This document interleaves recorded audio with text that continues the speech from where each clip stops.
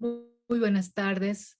Es un gusto estar con ustedes para conmemorar esta fecha fundamental desde la Coordinación de Difusión Cultural y la Dirección General de Publicaciones y Fomento Editorial de la UNAM. 8 de marzo, Día Internacional de la Mujer, una fecha para reflexionar sobre los avances y desafíos que tenemos para conseguir sociedades más justas, pero también para darnos cuenta de que esta es una de esas conquistas que hay que cuidar y que nunca podemos dar por ganada.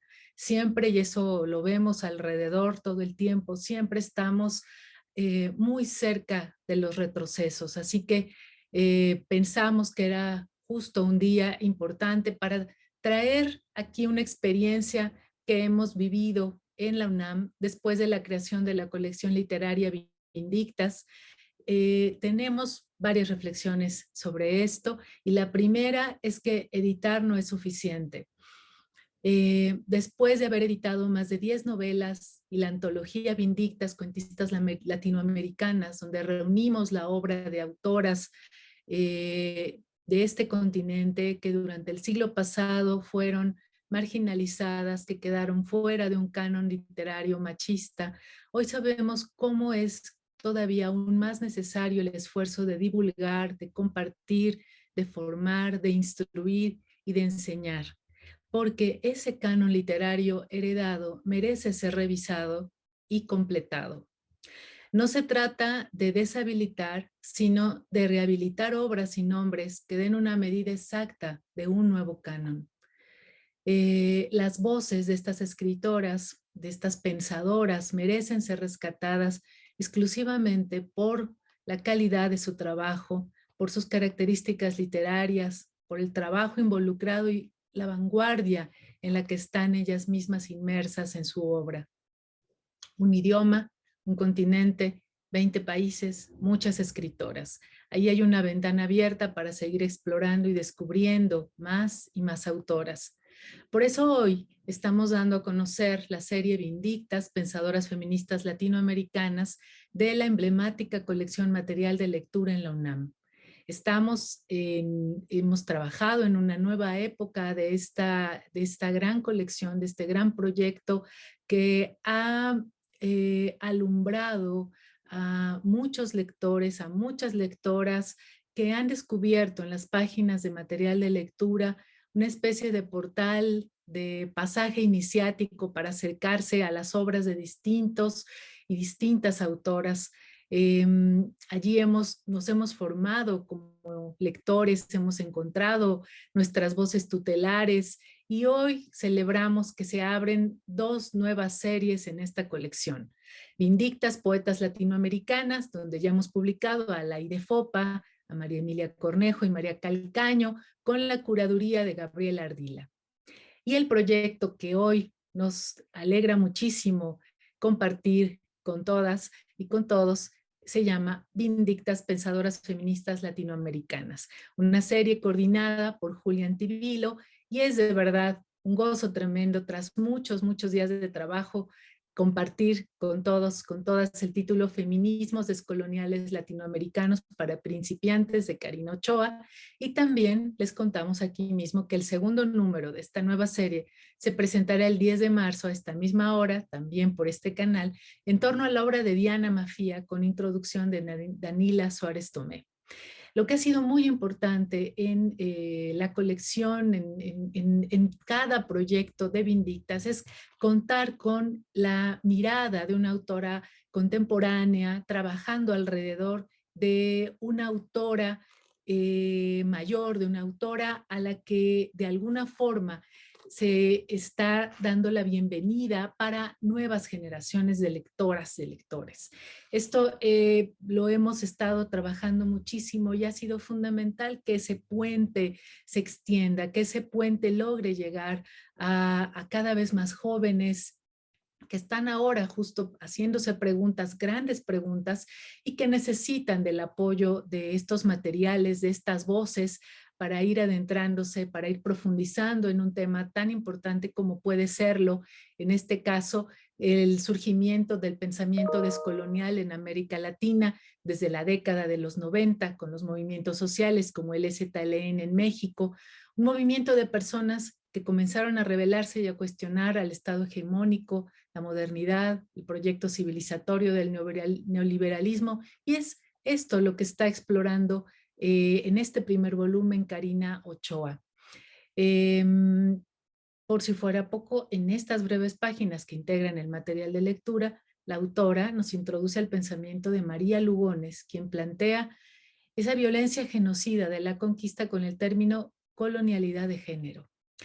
Y me voy a detener allí porque realmente lo que queremos es escuchar a nuestras autoras, escuchar a las especialistas, escucharte, Julia, que has hecho verdaderamente una labor magnífica dirigiendo la serie Vindictas, Pensadoras Feministas en material de lectura. Es de verdad una noticia muy importante que se esté enriqueciendo material de lectura, ampliando el horizonte, las posibilidades de llegada a los lectores con estas nuevas obras.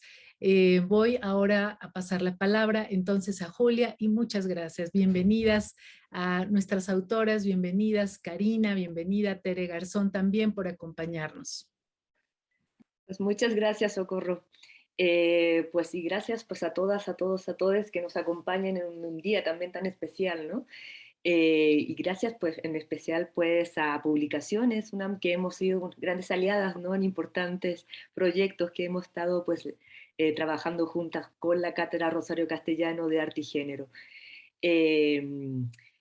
Pues un día como hoy, ¿no? Que se conmemoró otro año más del Día Internacional de las Mujeres, donde recordamos grandes luchas feministas, ¿no? Tal como los destaca, pues, y pensadoras también, pues, como los destaca, pues, esta serie. Estamos muy contentas por estar haciendo esta presentación, más un día como hoy, en este primer número, ¿no? Que Feminismos descoloniales latinoamericanos para principiantes.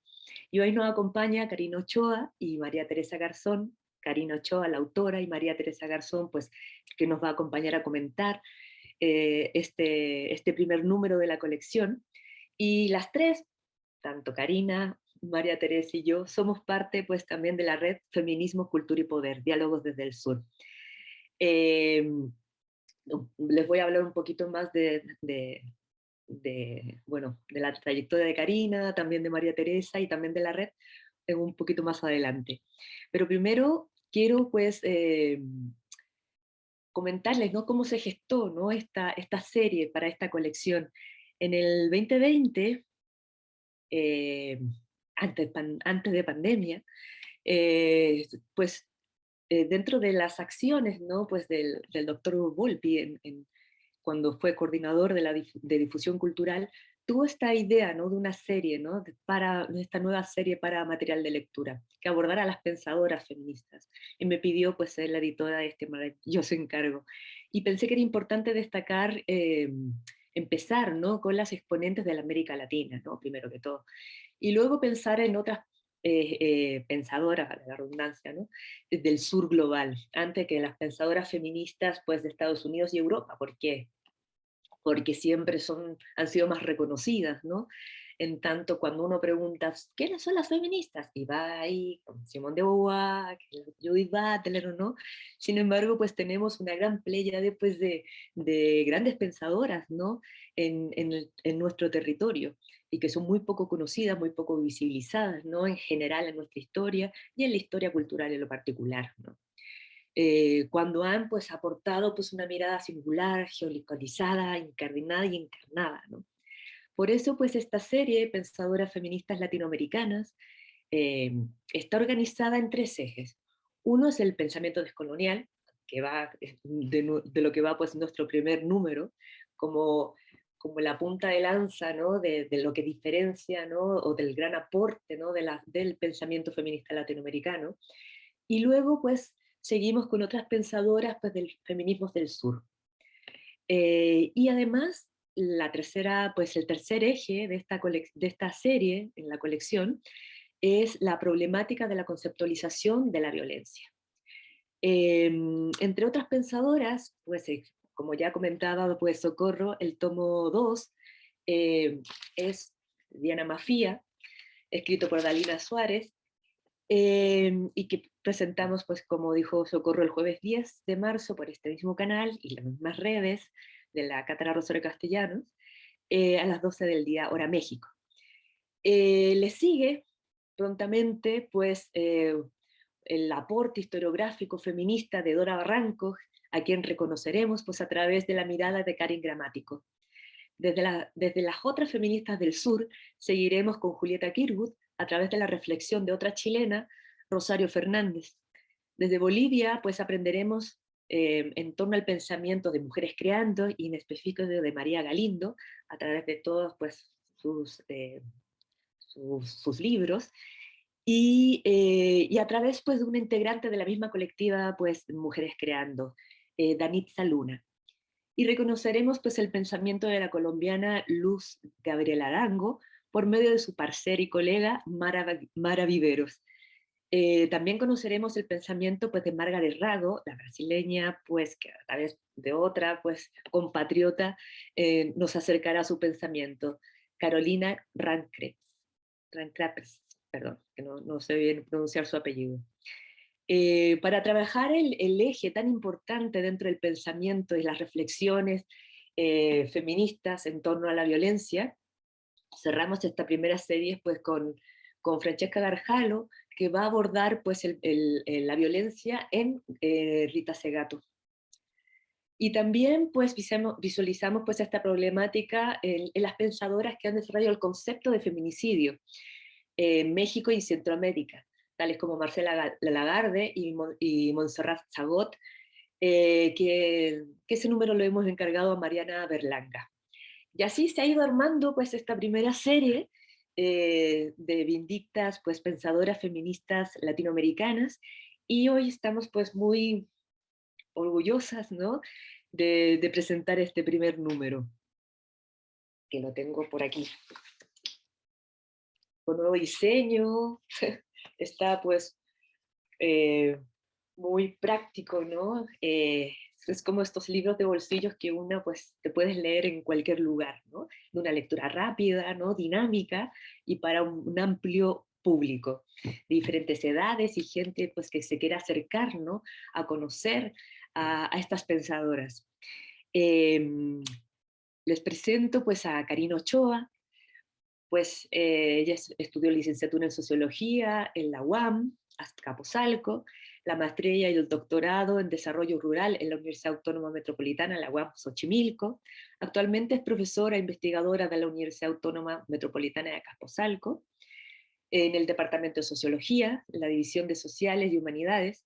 Es parte del cuerpo docente en el Doctorado de Estudios Feministas de la Universidad Autónoma Metropolitana en Xochimilco, de la División también de Sociales y Humanidades.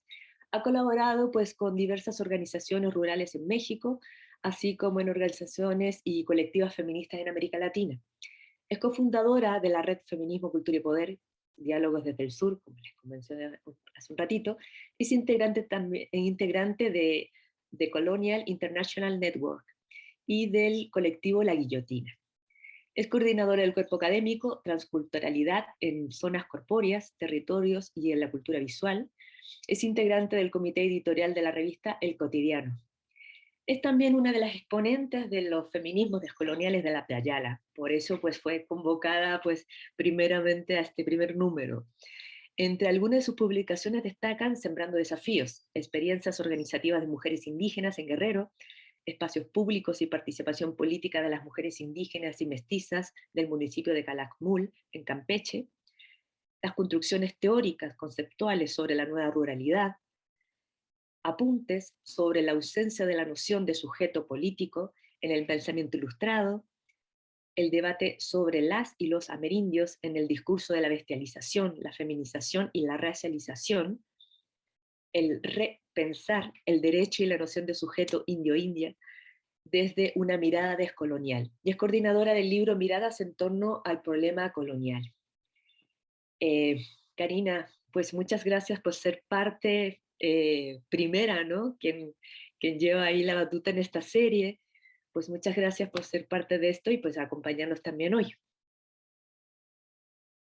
Muchas gracias por la invitación. Agradecer, por supuesto, a la Dirección General de Publicaciones y Fomento Editorial, a Julia Antivilo, que hizo un enorme trabajo convocándonos tanto a las autoras como pensando esta idea que se da forma en los materiales de lectura que publica la UNAM. Y bueno, a Socorro Venegas, que también está presente, que es parte de la dirección editorial de este proyecto, y por supuesto a Tere Garzón, que es una compañera, colega, cómplice, con la que hemos caminado desde hace mucho tiempo en estos procesos que se enmarcan en los feminismos descoloniales de Abya Yala o de América Latina. Entonces también agradecerle a Tere la presencia y bueno, estoy muy contenta de que podamos tener una conversación sobre texto de esta publicación que inicia los materiales de lectura Vindictas, pensadoras feministas latinoamericanas, y me parece que es una buena oportunidad también para compartir la conversa con otras compañeras, compañeros y compañeras que nos acompañan en este programa. Gracias, Karina. También les presento pues, a María Teresa Garzón. Ella es doctora en Ciencias Sociales y especialista en estudios culturales, maestra en estudios de género, de mujer y desarrollo y crítica literaria. Es investigadora del CESMECA UNICACH, por allá por las alturas de San Cristóbal, en Chiapas, donde dirigió la cátedra en estudios feministas Mercedes Olivera, cofundó el posgrado en estudios de intervención feminista y es líder del cuerpo académico en estudios feministas en estado consolidado. Se ha desempeñado como consultora, editora, docente y es autora de 3 libros de autoría individual y varias compilaciones y un grupo amplio pues, de artículos. Hace parte de la colectividad Glefas y de la red Feminismo, Cultura y Poder, Diálogos desde el Sur. Y su obra pues la pueden encontrar en su página mariateresagarzonmartinez.academia.edu. Así les invito a conocer pues mucho más de María Teresa Garzón. Gracias, Teresa, por acompañarnos y estar aquí con nosotras. Gracias, Julia, a ti por la invitación, por supuesto a Karina, a Socorro, a todas las personas que hacen posible este bonito encuentro justamente el día de hoy. Y solo acompañar esto con una anécdota, ¿no? Cuando Julia nos propuso quién podría acompañar este evento, yo me lancé y dije de una vez, yo quiero, porque sí o sí quería ser parte de esta celebración, no solo este trabajo tan importante que se realiza con Vindicta, sino también del trabajo político, académico que realiza Karina, que como ha dicho ella, somos unas compañeras de aventuras y por supuesto que quiero que esto también sea una celebración a toda la fuerza, a todo el trabajo y a todo el compromiso de Karina Ochoa. Gracias, Tere. Pues y comentarles un poquito, pues, quiénes somos, ¿no? En la red Feminismos, paréntesis la S, porque somos muchos, ¿no? Muchos feminismos, cultura y poder, diálogo desde el sur. Es un espacio, pues, de articulación y sinergias y trabajo colectivo feminista, libre y autónomo y políticamente situado en el sur, bajo la consigna de hacer críticas a la geopolítica del conocimiento de y desde nuestros lugares o no lugares de trabajo académico y activista en pro de consolidar pues una propuesta de red que no se inscriba exclusivamente pues en el mundo académico, sus relaciones de poder y su burocracia. Es decir, somos académicas, pero no solo estamos pues en la academia, sino también pues en la calle con nuestros feminismos. Como vamos a andar al ratito en la marcha. Pues comenzamos pues esta presentación y esta conversación en torno a este primer número pues de material de lectura, del cual estamos muy orgullosas ya de tenernos en nuestras manos y ya está circulando. Y pues me gustaría dinamizar esta presentación lanzándole algunas preguntas pues a Karina Ochoa y a María Teresa Garzón. Y la primera, para que contesten pues ambas, en el orden que pues que gusten, es ¿quiénes han sido sus propios referentes, ¿no? Como pensadoras feministas, pues, de acá de la Yayala o del mundo? Compañeras, les dejo la palabra. Bueno, pues empezaré yo. Mira, a mí me pasó lo que yo creo que le pasa a muchas compañeras que incursionamos en el feminismo inicialmente, es que mi encuentro con el debate feminista, pues encuentra sus primeras expresiones en el feminismo occidental. Es decir, yo empiezo a leer primero el libro de Yoconda Belli, de una autora de origen francesa, que es la que, digamos, me impacta porque es la primera vez que yo escucho el tema de el feminismo y además quien me invita a leer ese libro es una profesora en el bachillerato, yo tenía 16 años y en medio pues de mis procesos personales me encuentro con una mujer en el espacio del aula que me convoca a leer otra cosa, ¿no? Y obviamente los materiales casi siempre más accesibles son los materiales pues más conocidos de las teóricas o feministas o activistas o norteamericanas o europeas. Y bueno, pues yo no soy la excepción. Yo me acerco de inicio a esa primera lectura del feminismo que me impacta, que me impacta y que además sella mi vida, por supuesto, ¿no? Pero muy pronto, en el proceso ya más de involucramiento con colectivas feministas, en ese momento yo me incorporo y formo parte de una colectiva que en el bachillerato, en el CCH, se llamó Las Brujas. Y bueno, lo primero que empezamos a leer fue la historia de las brujas, justamente. Empezamos a leer algunos textos que tenían que ver con la historia de las mujeres, pero nuevamente era la historia de las mujeres en Europa, porque la historia de las brujas que conocemos es la historia de las brujas en Occidente, ¿no? Y yo empiezo a involucrarme en el proceso activista en el bachillerato, pero esto nos permite también como colectiva relacionarnos con el movimiento feminista en México. Y ahí yo empiezo a conocer a compañeras que empiezan a ser mis referentes más cercanos, pero no solo porque las empiezo a leer, sino porque son parte de las compañeras con las que estamos desde una generación más joven interlocutando y participando de espacios comunes.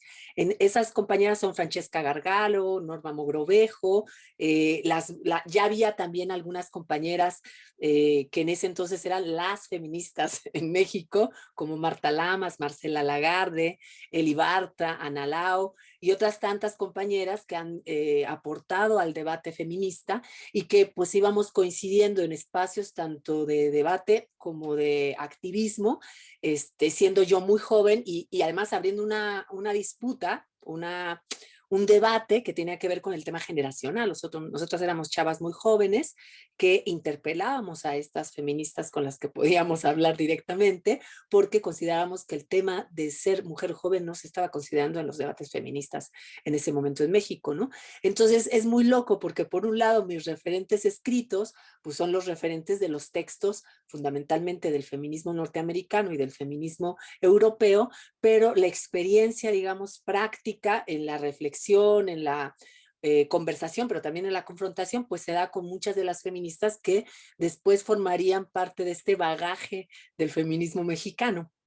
Eh, y de manera un poco más tardía me empiezo a dar cuenta de que mis referentes en términos de la escritura pues están muy alejados de toda la producción latinoamericana.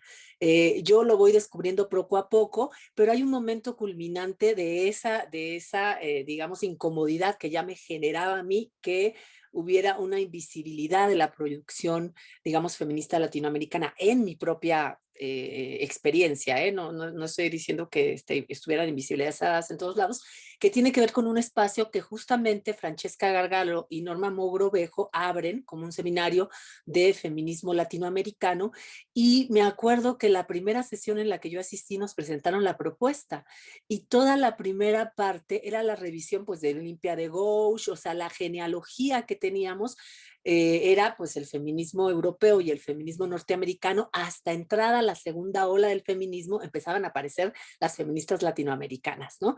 Y entonces la primera pregunta que nos hacíamos es ¿qué pasaba con la producción feminista antes de la segunda ola y si había posibilidades de hablar de feminismo en América Latina antes de la primera y segunda ola, bueno, sobre todo de la segunda ola del feminismo? Y esto nos llevó a hacer un ejercicio muy interesante que fue colectivo, pero que luego dio como resultado la antología que Francesca Gargalo elabora, donde convoca a varias compañeras también de lo que se llamó los feminismos latinoamericanos.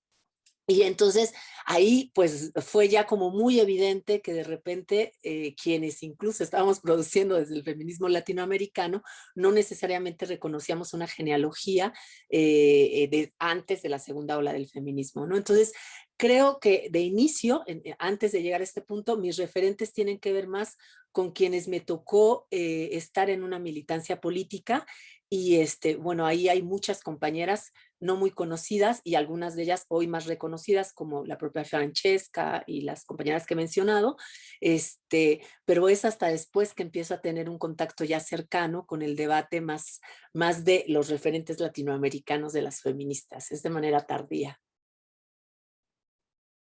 Gracias, Karina. María Teresa.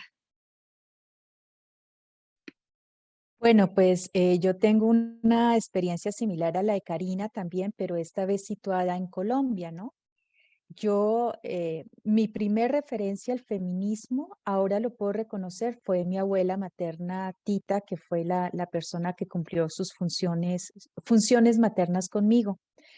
Pero realmente la primera referencia propiamente feminista con la que yo crecí, que pensé que era mi primera referencia, fue Simone de Beauvoir, porque en toda la familia existe una tía loca. Entonces mi tía loca me regaló justamente a los 14 años el segundo tomo del segundo sexo, ¿no? Y yo pues lo leí, obviamente no entendí nada porque además me faltaba todo el contexto del primer tomo, pero yo no sabía que eso era por tomos, o sea, nada, ¿no? Pero siempre me quedó sonando, me pareció un título muy interesante eso del segundo sexo. Y también muy joven empecé mi militancia política, pero esta vez unida más a lo que en Colombia llamábamos hace muchísimo tiempo el Movimiento de Liberación Homosexual. Entonces, que luego se convirtió en el sector LGBT, y por ahí me llegaban referencias sobre todo muy norteamericanas.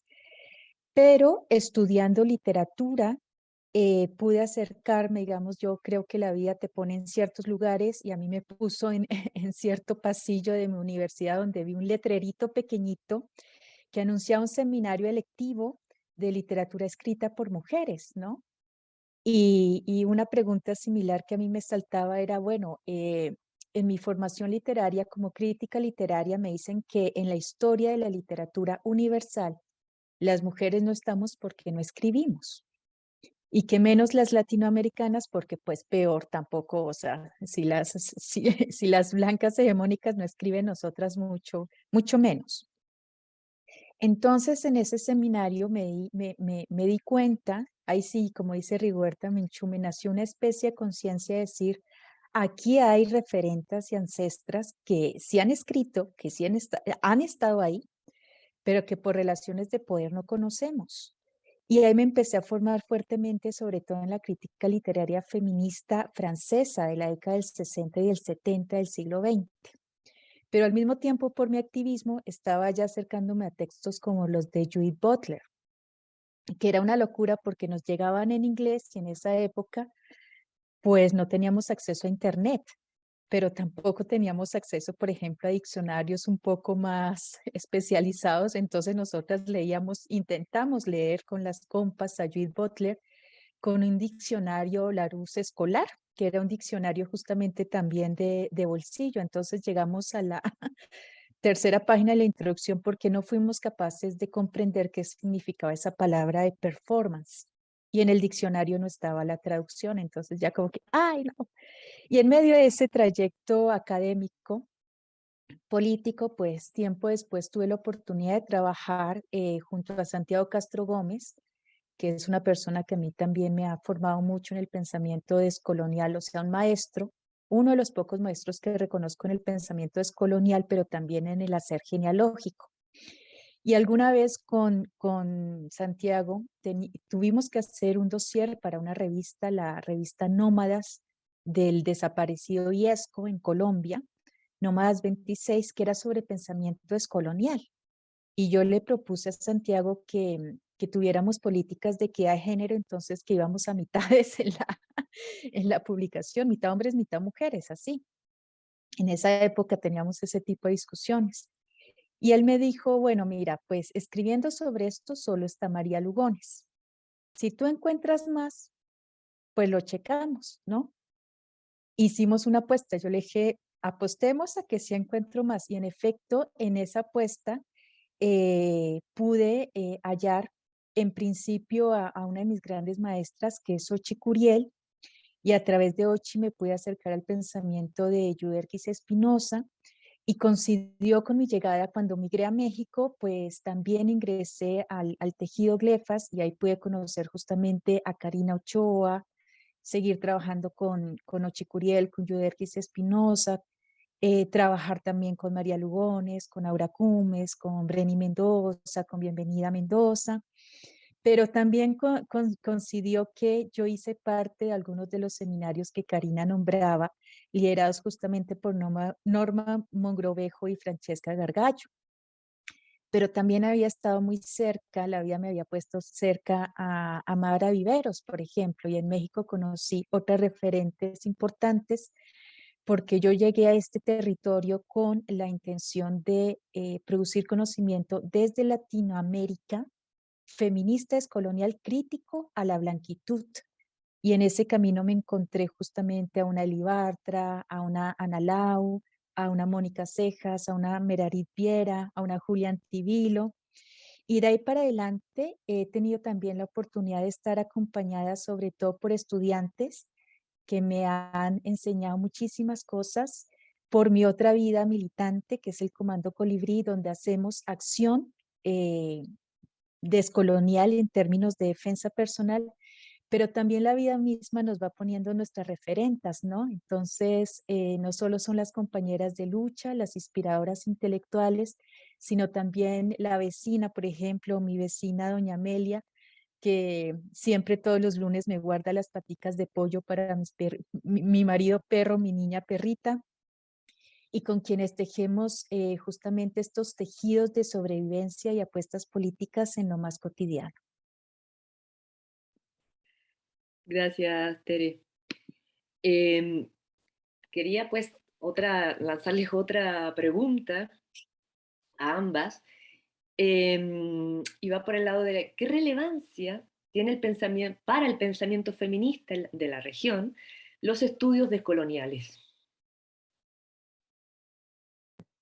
Sí, yo creo que tenemos pendiente todavía una genealogía que tenga una mirada más amplia, ¿no? O sea, yo he hecho algunos ejercicios de ir como yo y muchas compañeras, evidentemente, solo que yo hablo de lo que yo he producido porque es lo que más conozco, ¿verdad? Pero no soy la única. Hay muchas compañeras que están haciendo estos ejercicios desde diferentes lugares. Yo me acabo de encontrar en un diálogo muy interesante justo con Mara Viveros, porque Mara Viveros está haciendo también una, digamos, exploración en torno a la interseccionalidad a partir no solamente de los materiales que las compañeras afroamericanas o afronorteamericanas han producido desde la década de los 70s y los 80s, sino también la producción, por ejemplo, de las pensadoras brasileñas, que si bien no hablaban formalmente del concepto de interseccionalidad, ya generaban aportes relevantes respecto a lo que hoy conocemos como interseccionalidad, ¿no?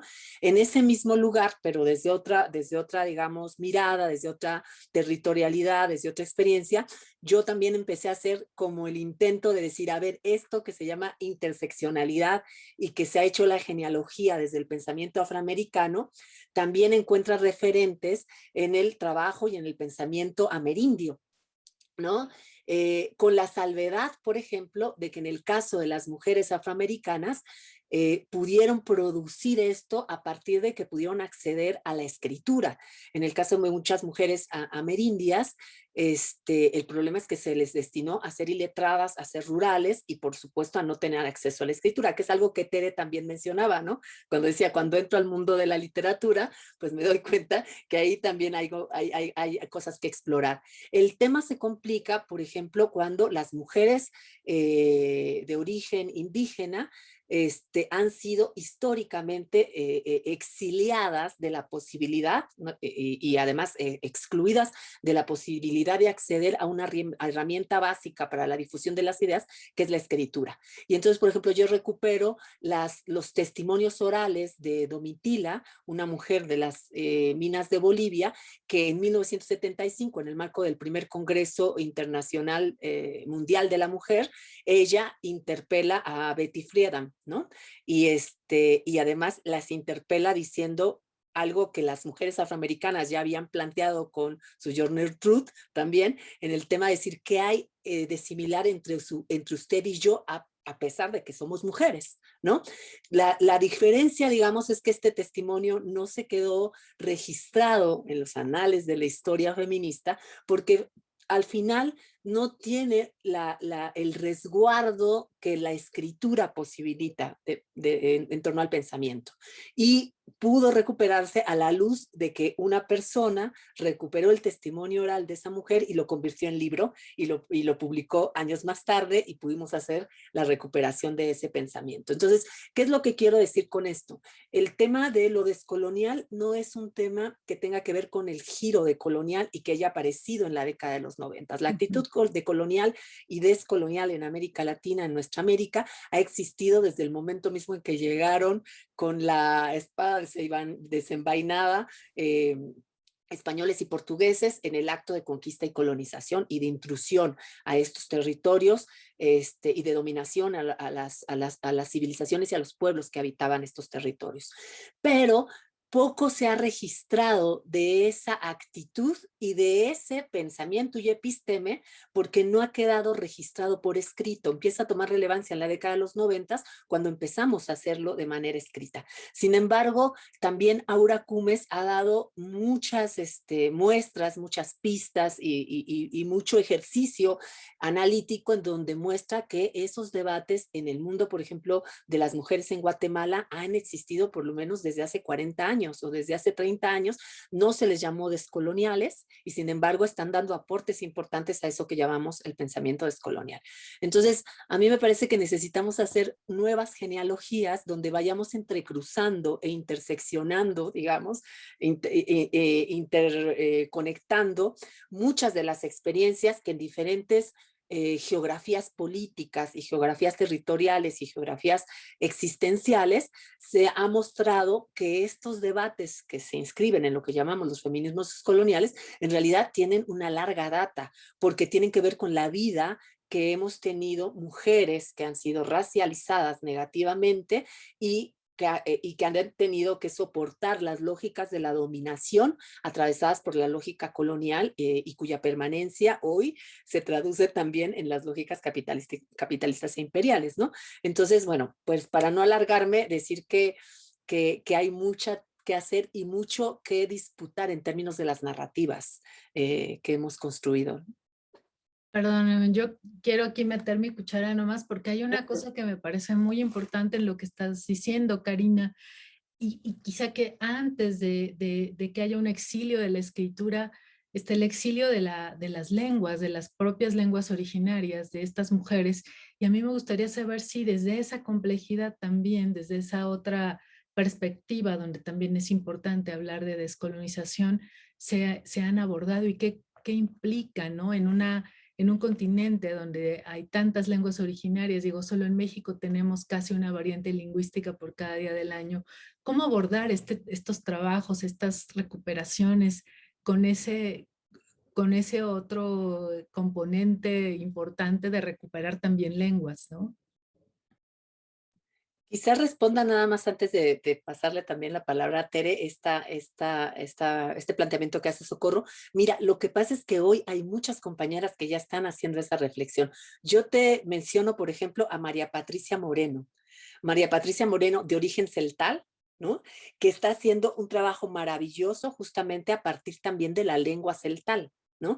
Y ella se inscribe dentro de una tendencia que es la filosofía nosótrica, que viene de toda la recuperación de nosotros llamamos cosmovisión, pero yo preferiría llamar los horizontes de sentido del mundo maya celtal, ¿no?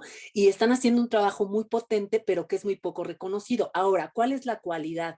Que son compañeras que han podido entrar al ámbito académico, en el sentido de que han accedido a las universidades y desde ese lugar están disputando también la posibilidad de posicionar estos otros pensamientos, pero lo han tenido que hacer a partir de herramientas que históricamente han sido vetadas a las poblaciones indígenas en estos territorios. Y eso no lo podemos perder de vista, porque entonces no solamente tenemos que hacer los materiales de lectura que recuperen a las que escriben desde los feminismos latinoamericanos, latinoamericanos. Tendríamos que empezar el registro de las luchas y las resistencias encabezadas por mujeres, encabezadas y muchas veces no encabezadas por mujeres, donde el papel y la mirada que han tenido las mujeres ha sido fundamental en términos de la apuesta política que está en juego.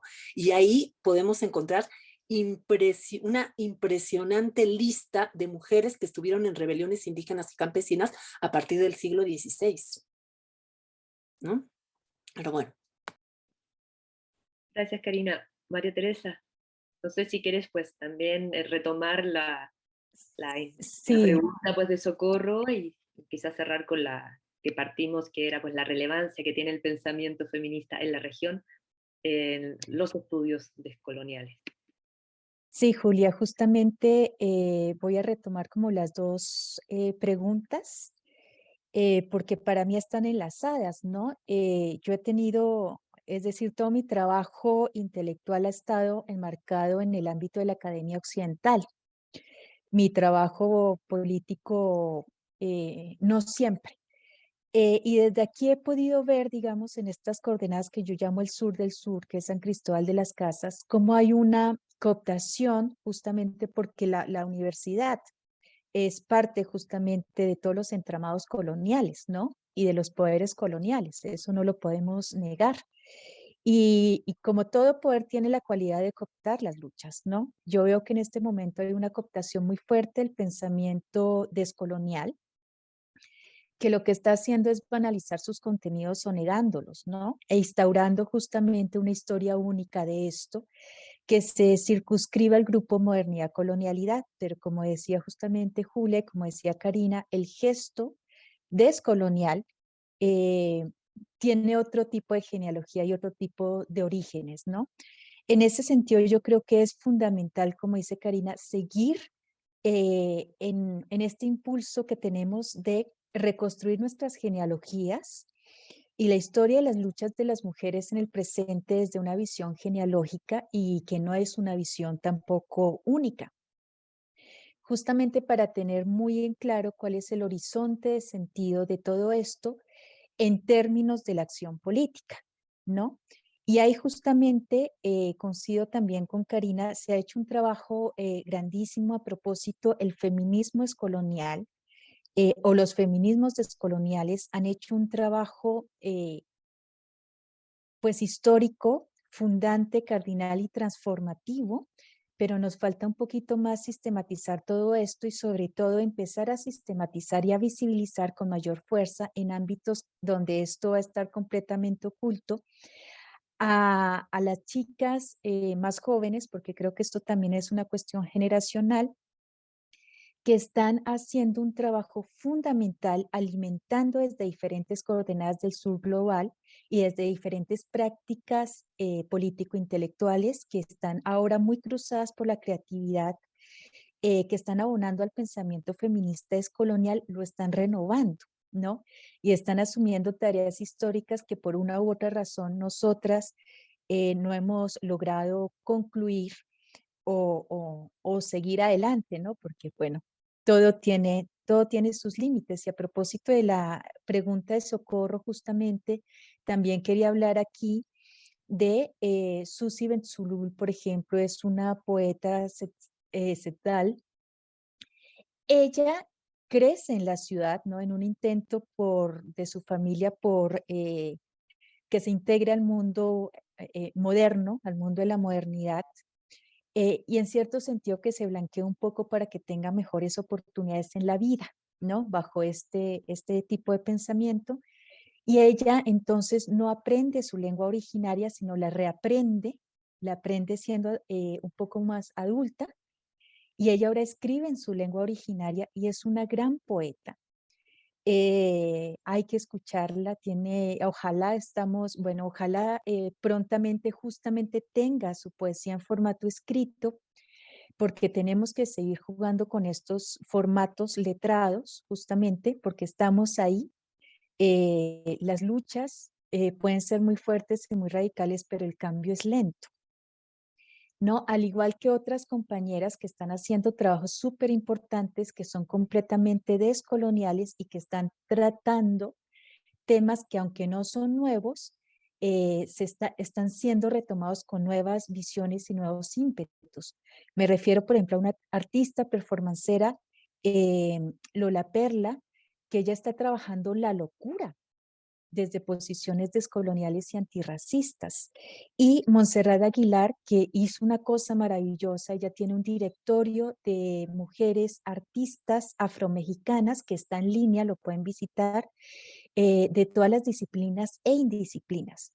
Y con esto ella está apostando justamente a rearmar una genealogía de mujeres negras, de mujeres afro en México, pero sobre todo teniendo en cuenta las coordenadas de este sur del sur, que es Chiapas, donde todo el tiempo se nos dice hay población indígena, hay población blanca, mestiza, pero no hay población afro. Entonces, creo que el trabajo feminista descolonial sigue siendo necesario, sigue estando presente y sigue dando las luchas que se deben dar justamente en pro de apostar a la vida y no a los modelos de muerte. Gracias, María Teresa. Karina, por último, eh, cuéntanos qué desafío te planteaste para dar a conocer los aportes pues, de estas pensadoras pues, descoloniales pues, en este gran número. Sí, a mí me encantó cuando Juli me lo planteó, porque además me dijo, es para chicos, chicas, chiques de nivel bachillerato, o sea, no estamos queriendo llegar a la intelectualidad, ni, o sea, queremos que sea accesible a las personas que quieren entrarle e incursionar en el tema descolonial, ¿no? Entonces, a mí me pareció un desafío importantísimo, o sea, me encantó, o sea, me atrapó la propuesta, porque casi siempre estamos pensando, cuando, bueno, yo por lo menos, no lo sé si el resto, pero yo cuando escribo casi siempre estoy pensando que estoy hablando con mis iguales, ¿no? Entonces estoy hablando con mis colegas. Entonces de repente que me plantean en el tema de sí, vas a hablar también con otros y otras y otras que son tus iguales, pero que a la vez están fuera del lugar donde tú estás discutiendo este tipo de temas. O sea, salte de tu ombligo y de tu lugar digamos, de confianza y trata de expresar y transmitir a las nuevas generaciones pues algo que se está debatiendo y que está disputando una narrativa, ¿no? Porque parte de lo que estamos haciendo desde los feminismos descoloniales son disputar narrativas, o sea, estamos leyendo la historia de nuevo, intentando repensar la historia, mirarla y escribirla desde las propias miradas que descomponen estas lógicas pues androcéntricas, coloniales, etcétera. Entonces me pareció súper potente la propuesta, pero además me convocó mucho porque cuando yo empecé a militar, a hacer militancia feminista, pues uno de los temas que nosotras teníamos es que el feminismo que nosotras conocíamos no nos interpelaba como jóvenes, ¿no? Entonces intenté hacer un proceso que no sé si logré, a mí me gustaría a lo mejor en algún momento saber si la gente que lo lee realmente encuentra en esa lectura esto, pero en todo caso a mí me parecía que era necesario como transmitirles cuál era la apuesta en el debate descolonial, o sea, por qué estamos justamente apostándole a disputar narrativas y en ese disputar narrativas cómo desquebrajamos miradas y horizontes de sentido que se han construido con esta modernidad colonial, androcéntrica, patriarcal, pero también imperial, ¿no? Pero tampoco entrar a cosas tan dogmáticas, ¿no? Sino como mostrar, hasta con mapas, que fue lo que hice también, cómo nos han contado una historia que está centralizada en la historia de Occidente y que está centralizada en la historia de Occidente porque al final Occidente se ha constituido como hegemonía, Occidente y luego Estados Unidos, ¿no? Entonces, creo que es uno de los desafíos que tenemos dentro de los feminismos en general y de los feminismos descoloniales, que es empezar a dialogar y a pensar también en relación a las generaciones que vienen atrás y al lado nuestro, porque no están detrás, al final son contemporáneas a nosotras, pero al mismo tiempo, pues metafóricamente decimos que están atrás porque son gente más joven. Hoy me doy cuenta que muchos de los conflictos que está habiendo en otros lugares del mundo y que hemos tenido también nosotras, tiene que ver con a veces nuestra incapacidad para dialogar con otras generaciones. hace no mucho, y con esto cierro para dar tiempo también a la intervención de Tere, hace no mucho en el Estado español me contaban que hay un conflicto fuerte entre el viejo feminismo y luego un nuevo feminismo que tiene que ver también con el debate trans. Y entonces me preguntaban, ¿qué pasó en América Latina? Y yo recuerdo cuando en América Latina, en los encuentros latinoamericanos feministas, empezó a haber toda esta disputa de si entra trans o no entran, y entonces me decía, ¿y cómo lo resolvieron? Y yo le dije, no lo resolvimos, nos rebasaron por la derecha. Eso no se resolvió, pero las nuevas generaciones traen ya otro discurso, traen otra cosa y nos fueron rebasando, porque eso no lo resolvimos. Y creo que eso es parte de lo que a mí me convocó con este material, o sea, cómo empezamos el diálogo y la interlocución con generaciones que nos están rebasando desde hace mucho tiempo por la derecha, o por la izquierda, más bien, más a la izquierda. Pues gracias, Karina. Y quisiera preguntarte, María Teresa, muy brevemente, pues, para que nos dijeras así concretamente, ya que te leíste el libro, ¿qué aportes crees que hace este número, un número como este, y una serie y una colección como esta? Pues Julia, justamente hablando en términos de difusión, es un poco lo que dice Karina, ¿no?